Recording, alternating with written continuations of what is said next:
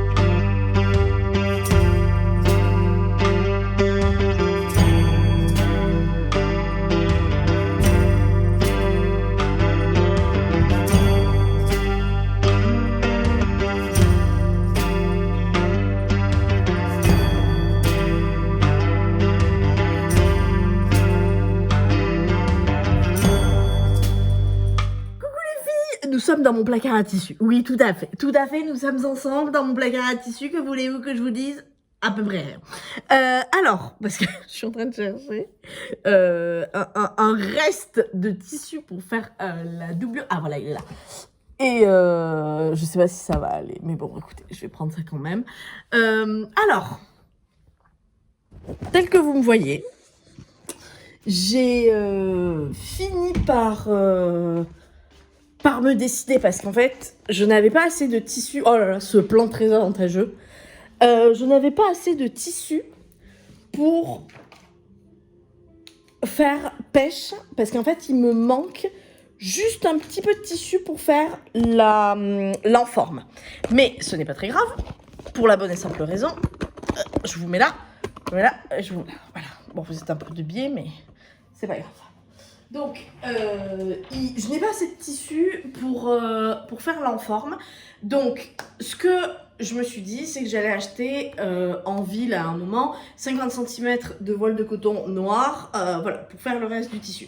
Parce que j'y ai pas, et sinon j'ai pas d'enforme. Et c'est pénible par rapport aux bretelles et tout, il me faut absolument de l'enforme. Donc, je m'étais dit que dans ce reste de tissu, qui est absolument la même maille que ce tissu-là, j'allais faire la doublure. Mais en fait, maintenant que je les vois à côté, ça va être dans ma tête. Je me suis dit, bon, ça va, ils sont pareils, je peux faire la doublure là-dedans. Pas du tout. Ils sont pas du tout pareils. Donc, en fait, je vais pas du tout faire. Je ne vais pas du tout faire la doublure là-dedans. Je vais faire la doublure dans le même tissu. Et puis voilà, et puis ça va bien se passer. On va. Voilà. Parce que je sais pas pourquoi, dans ma tête, c'était ok. Hein, voilà, il n'y a pas de tortillé, quoi. Donc, effectivement, j'ai jeté mon dévolu sur Tétis. Et que j'aime beaucoup. Et j'aime beaucoup les patrons de Anna Rose Pattern.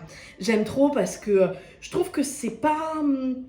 Par exemple, mes hommes fauves, c'est classique. C'est pas une insulte ni rien, c'est juste que voilà, c'est classique. Ce qui est une bonne chose. Mais ça correspond beaucoup moins à mon style. Sauf peut-être certains patrons de ci, de là. Alors que Anna Rose Pattern, vraiment, c'est archi mon style, quoi. Vraiment, c'est mignon, c'est féminin, j'aime de fou. Et en fait, il y a une veste qui me fait très très envie, qui est la veste Folia, je crois qu'elle s'appelle. Ouais, je crois qu'elle s'appelle Folia et je la trouve très très belle, malgré toutes ses poches, où ça peut faire un peu pêcheur, quoi. En fait, je la trouve extrêmement jolie. Mais je suis tellement difficile en veste, c'est un truc de fou. Vraiment, j'ai un problème de ce côté-là. J'ai tendance à être très exigeante. En fait, je veux pas, quand j'ai une veste ou que je mets une veste ou quoi, j'aime pas les doudounes, j'aime pas les gilets de berger, j'aime pas tout ça en fait. Donc, du coup, c'est très difficile pour moi de trouver une veste adéquate, on va dire, qui me permet vraiment d'avoir chaud, que ce soit féminin, d'avoir du style, que ça me corresponde. C'est tout un mélange qui quand même pas... Voilà, pas donné. Et en fait, je me suis rendu compte qu'il y avait une veste, la veste Maxence des Lubies de Cadia, que j'ai d'ailleurs, que j'ai acheté il y a quelques temps, parce que vraiment elle me plaît de ouf, c'est vraiment le genre que j'aime. Et voilà, et donc j'avais vu la veste Folia de Anna Rose Pattern et je m'étais dit mais un jour je me l'achèterai. En plus ça a l'air d'être une jolie veste de mi-saison, alors que Maxence c'est quand même un manteau, quoi. Donc c'est pas mal. Ok. Alors écoutez, j'ai découpé la doublure, de toute façon c'était juste ça qui me manquait, hein. Hop là. J'ai abîmé mon ciseau là. Alors il y a un très très bon ami à moi qui me l'a un petit peu réparé, mais il est tombé une fois par terre et ça s'est abîmé. Bref, donc nous allons nous diriger très très gentiment vers la machine à coudre. J'ai décidé de faire du coup Tétis en ajouré sur le derrière Et version ajourée, donc j'ai trouvé un ruban que j'avais acheté il y a fort longtemps à Emmaüs. Il y a vraiment très longtemps, hein. À peu près de la même couleur, il est un peu marron saumon comme ça. Et donc ça va me servir de ruban voilà, pour fermer le dos très joliment. Je pense que, alors je vais voir ce que me dit le patron, mais il y a moyen que le ruban, je le couse pour que le nœud reste. Parce que je pense que l'encolure est assez grande pour que je puisse quand même passer la tête. Voilà. On se retrouve à la machine à coudre. On va commencer par l'empiècement. Aïe, oh là là. Par la parmenture devant. Donc moi, je rappelle que je fais le dos ajouré. Et pour le dos ajouré, il nous faut cette pièce qui est la parmenture du devant. Alors, pour le corsage, il y a plusieurs choses. Déjà, donc ça, c'est coupé une seule fois. Ça, c'est mon envers. Et vous allez voir, de toute façon, vous allez reconnaître tout de suite mon endroit. Ça, c'est mon endroit. Voilà. Je ne peux pas me tromper, hein, si vous voulez. Ça, ce sont nos épaules. Et ça, c'est le col. Vous voyez. Alors, à partir de là, ils expliquent que ça, c'est l'épaule là. Et ça, c'est à réunir avec le bas du dos.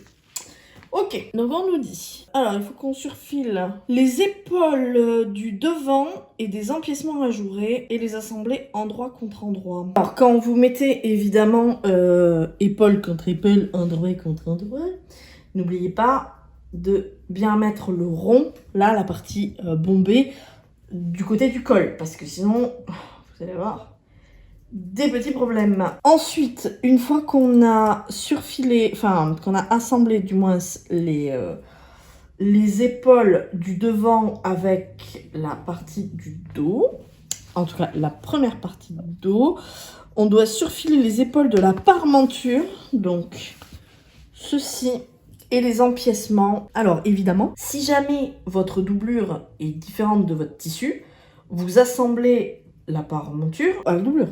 Évidemment, parce que sinon on va avoir un petit souci. Hop, et on est ici. Alors, je vous ai pas dit en plus, je n'ai pas lavé mon tissu. J'étais persuadée de l'avoir lavé, je ne l'ai pas lavé. Ça va être la grande surprise quand je vais le laver pour la première fois. On va à la surjeteuse. Alors, je suis en blanc. Je vais rester en blanc parce que j'ai blanc ou noir et je pense que le blanc ira mieux. Comme je vous ai dit, moi je passe toutes les étapes de surfilage parce que mon tissu ne s'effilochant pas, je n'ai pas besoin. Alors, à partir de ce moment-là, il faut coudre notre ruban entre les repères des empiècements en tissu. À chaque fois que ce qu'elle dit tissu, c'est tissu principal et sinon elle utilise doublure en fait. Mais les crans, je me rappelle en avoir fait là sur mon... Là j'ai fait des crans. C'est là où il faut mettre le tissu. Donc, ok. Le tissu, pas du tout. Le ruban. Donc, vous voyez, c'est ce ruban-là. Il est pas mal. Hein. Ok, alors, je sais que ça va être beaucoup trop grand, mais c'est pas grave. Mieux vaut trop que pas assez. Tac. Je remets ce ruban. En plus, ce ruban, j'en ai genre, je sais pas, 5 mètres, quoi. Enfin, c'est un ruban que j'avais acheté pour un corset. Et en fait, j'ai jamais utilisé. Alors, les crans sont... ici. Je fais toujours un petit peu dépasser pour que ce soit bien pris dans la couture. C'est très important. Hop. Hop. Ça a tendance à glisser, donc faites bien attention. Votre ruban, il doit être comme ça. Ok? Et donc, je pense qu'il va falloir poser ça. Ouais, c'est ça. Et prendre un sandwich. Ok, donc on fait attention à nos petits crans. Alors, pour le col... Quand on épingle, on va faire très attention, donc effectivement, de faire bien tomber nos crans avec nos crans. Hop. Mais n'hésitez pas, si vous voyez que vous avez un petit peu d'embut, à tirer sur votre maille. Pour l'instant, ça se passe bien. Je prends le temps d'épingler parce que les courbures, c'est toujours compliqué. Donc, on va surfiler. Enfin, je veux dire, on va assembler. Et ensuite, je vais venir cranter les arrondis ici. Et l'arrondi du col parce qu'il va falloir retourner. On va devoir repasser. Sauf que moi, mon tissu, il est un peu casse-pied. Mais c'est pas mal. Ouais, écoutez, c'est pas mal. C'est pas mal, c'est pas mal. Est-ce que de l'autre côté... Attendez, où est-ce que j'habite là? Où est mon autre côté? C'est... Moi... Il faut que je vous le montre en fait, hein, parce que si je suis ailleurs... Ok, donc...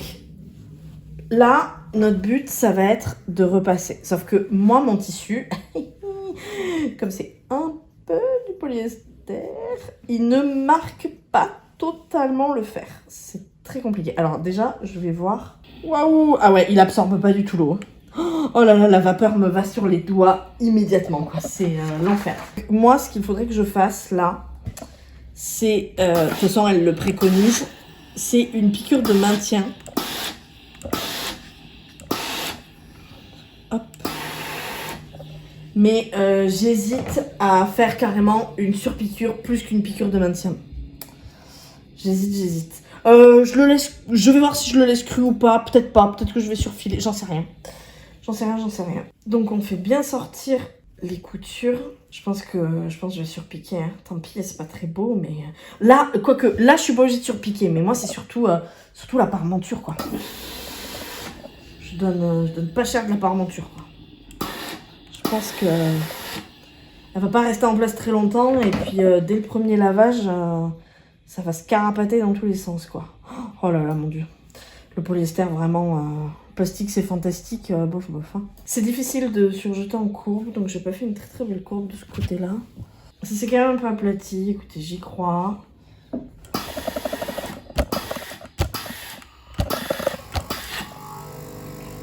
C'est pas la révolution de l'année, mais j'y crois. Bon, voilà. Donc avec mes petits rubans, là, trop mignons. Et c'est là où je vous dis, même si je fais le ruban, même si je le couds, pardon, je pourrais quand même passer la tête, je pense. Oh là là, ce ruban. Ce ruban scellé. Bon, je ferai un mieux plus tard. Bon, ok. Donc là, on est bien. D'habitude, ils disent... Enfin, d'habitude, non, c'est pas d'habitude. Là, ils disent de faire une piqûre de maintien au niveau des emmanchures, forcément. Ils disent de faire une piqûre morte pour maintenir la parmenture en place. Moi je vais faire une surpiqûre. Je vais surpiquer parce que ça va pas être possible sinon. Et je vais faire une piqûre de maintien. Je vais peut-être même bâtir là, vous savez quoi? Moyen que je bâtisse là. Assembler l'empiècement tissu ajouré. Non, pas du tout. Assembler l'empiècement ajouré sur le dos, endroit contre endroit, en vous aidant des repères. Surfiler les marges de couture ensemble. En fait, c'est là où je vais bâtir. Parce que je sens que ça va glisser sinon. Et ça va être la catastrophe. Ça va être la catastrophe. Donc, je pense que vraiment, c'est un pull qui secoue archi vite. Vraiment. Et alors, ça me fait tellement rire parce que mon dernier projet, c'était la veste Gaïa de Petit Patron qui est tellement longue à faire parce qu'elle est hyper technique. Et là, de me dire que ce pull... Oui, alors, petit arrêt sur image, parce que je suis en train de me dire, oh là là, trop bien ce pull, il secoue super vite et tout. Ne regardez pas ce que je suis en train de faire, parce que je suis exactement en train de faire une bêtise, c'est-à-dire que je couds endroit contre envers. Oui, comme je suis en train de vous parler, je ne suis pas concentrée, et là, c'est le drame. Je vais le faire en 4 heures grand max, parce que je filme l'écran. Donc là, moi, j'ai mon cran de milieu de dos. Et là, j'ai mon cran. Ça arrête l'empiècement. Ok, alors, j'ai surfilé. Là, pas de panique. On repasse. Alors, il va falloir, je pense, que je surfile. Que je surfile pas du tout. Que je surpique. Parce que, vous voyez, là. Et comme ça, ça ne se verra pas. Et ce sera bien mieux. Alors, est-ce que je me donnerais pas un peu plus de mou là? Un peu comme ça peut-être. C'est pas mal. Et là, il va falloir que je vois si ma machine à coudre veut bien, si elle a l'amabilité de surpiquer. Parce que les épaisseurs, c'est pas fou. Alors, tac. Ah ouais, si elle pouvait surpiquer, ce serait BG. Je n'ai qu'un énorme alléluia à dire. Ma machine a bien voulu faire la surpiqûre. Apparemment, ce n'était pas assez... Enfin, ce n'était pas trop épais pour elle. Donc, je suis plus qu'enchantée. Et alors, je pense que là, ça gondole beaucoup.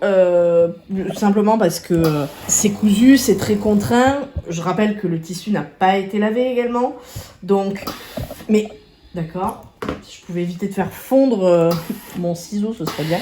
Mais une fois sur moi, j'ai espoir que ça s'étire un peu et donc que ça se plaque. Voilà, parce que... Alors, je connais mon dos. Il me semble pas avoir un dos aussi large, mais enfin bon, on verra bien. On verra bien. Bon, très bien. Eh bien, écoutez, ça commence à prendre une jolie forme. Le dos est quand même vachement joli. Le dos, attendez, je vous le mets dans le bon sens. Hop là. Le dos est quand même beau. Enfin, moi, j'aime beaucoup. Même si mon petit nœud, là, il est tout naze. Tac, tac, tac.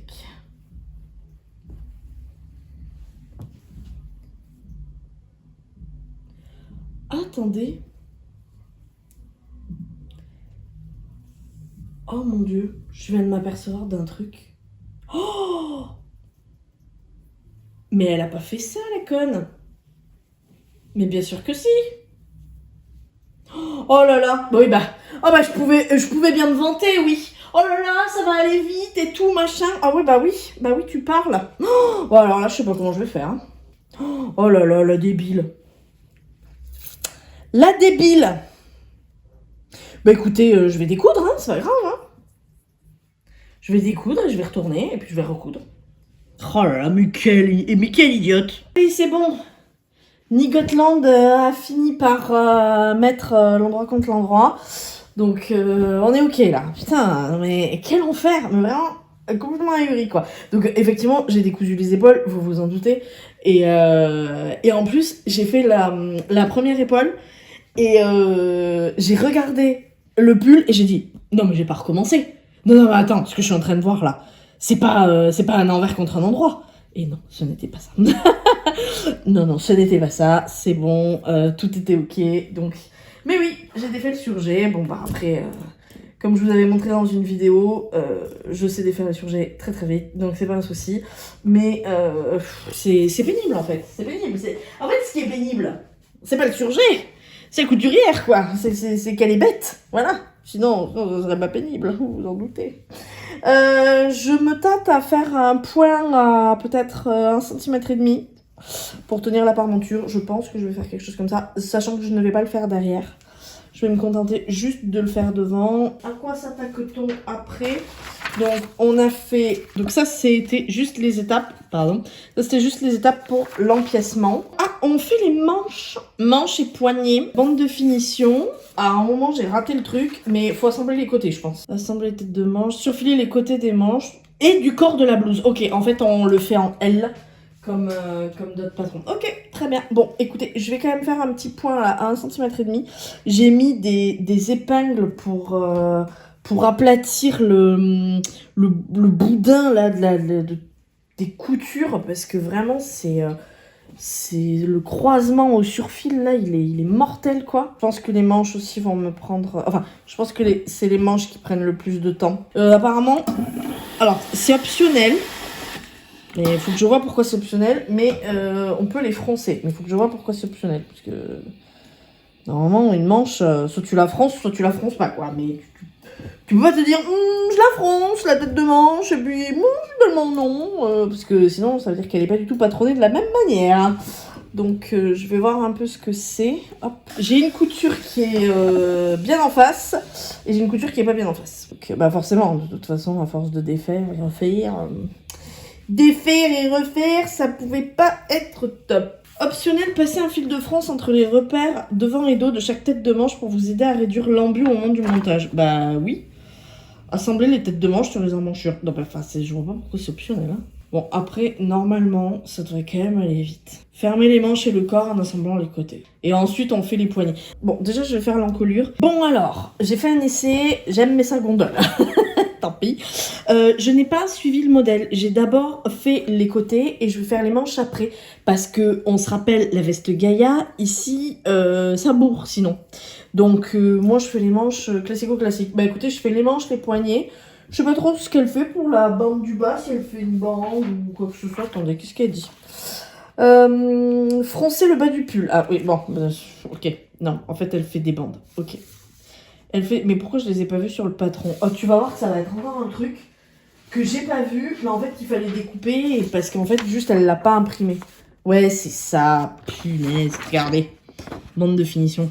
Et moi, comme je suis un peu une débile, en fait, si vous voulez. Ah, je me fatigue, voilà, c'est tout. Je sais pas, j'ai fait 48, qu'est-ce que j'ai fait comme taille? Oh là là, je suis terrible. J'ai gradé jusqu'au 52, donc il faut que je fasse 66. Ok. Alors hier, je n'ai pas pu filmer, j'en suis vraiment désolée.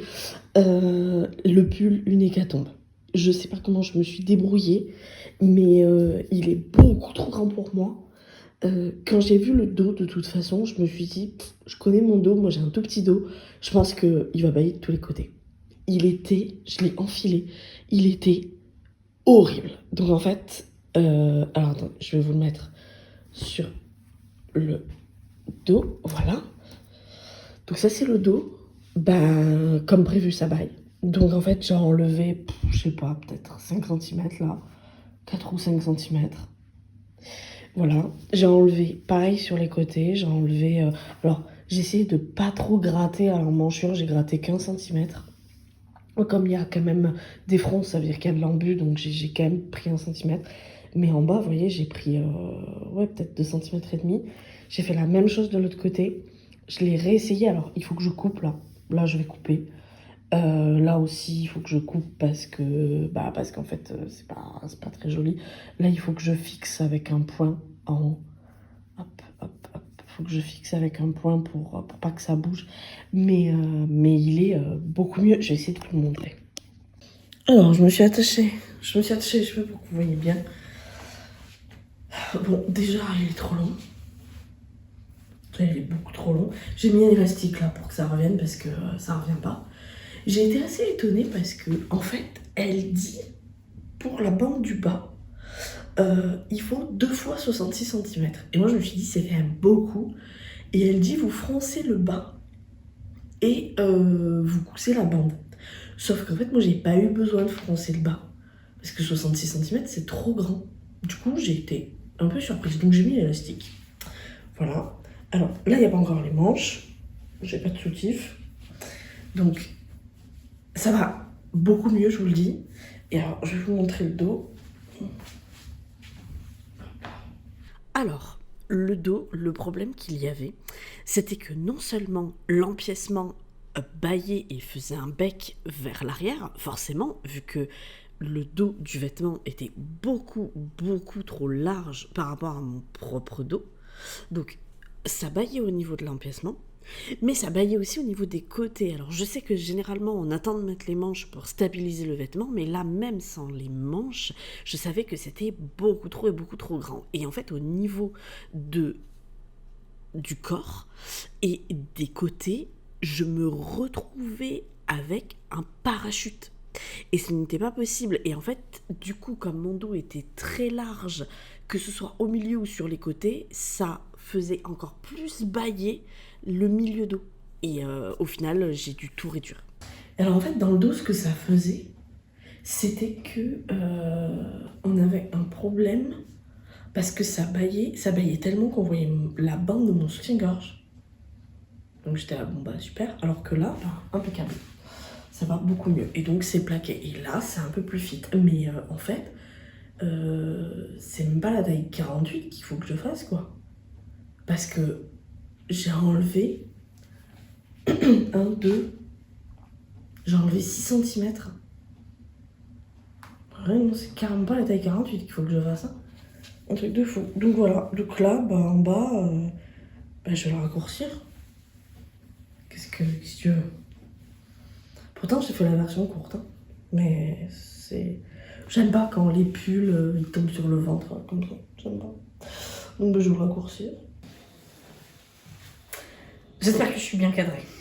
Bon, alors, finalement, donc j'ai fini le pull. J'ai repassé, mais bon, il tarabiscote un peu. Ce pull est beaucoup trop grand pour moi. Alors, aussi étrange que cela puisse paraître, je pense que si je le refais, il faut que je fasse un 44-46. Parce que là, c'est un 48 du tour de poitrine et épaules. les épaules tombent trop basses, elles tombent là, alors que mon épaule est là, donc j'ai 3 cm qui est pas bon. À la limite 2, si on veut avoir un aspect un peu confort. Les manches, alors les manches sont longues, mais en vrai ça choque pas. Je trouve ça vachement joli. Ce tissu est hyper joli, quoi. Oh, c'est vraiment, il est trop trop beau. Et cette fois-ci, je ne vais pas faire comme l'autre où je le lavais avec le blanc. Je vais faire un programme laine. Comme ça, bah, ça me conservera la douceur du tissu aussi. Alors, je n'ai pas fait des finitions partout. Là, je n'ai pas surjeté. Il faudrait que je surjette, mais je voulais voir vraiment si ça rendait bien. Et j'ai pas surjeté les manches parce que c'était déjà assez épais comme ça. Et le surjet, je trouve que ça alourdit. Donc, voilà. Au niveau du devant, alors, si on le met correctement, voilà, plutôt comme ça. Alors, il a tendance à tomber en arrière. Si on le met correctement, plutôt comme ça, donc j'ai raboté, comme je vous avais dit, de chaque côté, j'ai dû enlever 4 cm. Ouais, facile, donc 8 cm en tout. J'ai enlevé l'élastique de la bande. J'ai juste laissé une bande, même pas froncée. J'ai juste laissé une bande. C'est ce qui me paraît le mieux. Et du coup, j'ai pas touché à la longueur du pull parce que sans élastique, il me va très bien comme ça. Au niveau du dos. Donc, là aussi, j'ai raboté. J'ai enlevé 4 cm et demi. Et je suis venue en fait coudre en triangle jusqu'en bas pour ne pas toucher, pour ne pas toucher en bas. Pas vraiment parce que en bas j'ai enlevé, je suis venue coudre en triangle jusqu'à je dirais 1 cm et demi. Mais j'ai quand même un pli de 1 cm et demi. Donc voilà. Donc pour vous montrer, ça fait ça. Et en fait le fait que j'ai un petit dos fait que le triangle, s'il est trop grand, il baille. Vraiment là, j'ai pas d'autre choix que de le faire bailler. Donc cependant, je suis hyper contente de mon pull. Vraiment, je l'aime de ouf, il est trop beau. Bon, il faut bien que je repasse les épaules parce que là ça me fait des épaulettes. Voilà. Devant, il est tout simple et derrière, le détail est vraiment sympa. Bon, il tombe en arrière, mais ça, qu'est-ce que tu veux, c'est pas grave, hein, il tombe. Hein, j'en ai d'autres, des pulls qui tombent. Et il est assez large pour que je puisse mettre quand même un t-shirt dessous, ne serait-ce qu'à manches longues. Donc, écoutez, au top. Bon, ma première version est un peu pétée parce que le tableau détail, je pense qu'il est... Enfin, je pense que le pull est plus loose que prévu. Je suis contente dans tous les cas. Je vais le mettre, c'est sûr. Je trouve qu'il est vraiment très très beau. Je trouve que vraiment le dos fait tout son charme. Alors, il est possible que du coup, vu qu'il tombe en arrière, on me voie... Ah, je crois pas. Qu'on me voie le soutif. Mais peut-être pas. Peut-être qu'il est juste au-dessus du soutif, même s'il tombe en arrière. Je me le referai, j'aimerais bien me le refaire avec les poignets longs, parce que vous savez, avec Maya, c'est quelque chose que j'aime. Et le volant, là. C'est quelque chose que j'aime vachement, poignets longs, volant. Donc, pourquoi pas. Et je l'aime de fou. Donc voilà. Donc, écoutez, à part le petit déboire, mais bon, du coup, je sais que la prochaine fois que je le fais, surtout dans une maille... comme ça, et ben j'imprime 44-46. Ce qui ne m'est jamais arrivé depuis que j'ai commencé la couture d'imprimer du 44-46. Vraiment. Pour ce modèle, choisir la taille correspondant à votre tour de poitrine. Bon, j'ai fait l'erreur de grader, autant pour moi. Mais même 48, qui est un tour de poitrine de 110, ben en fait, c'est trop quoi. Donc j'essayerai un 46. Vous savez quoi? J'essayerai un 46. Je pense qu'au moins, les épaules, j'y gagnerai un petit peu. Voilà. Bon, écoutez, ce vlog a bien assez duré. Je vous fais plein de bisous. Je vous remercie beaucoup de m'avoir suivi. J'espère que la prochaine fois, on fera autre chose. Et prenez soin de vous. Et à la prochaine. Bye!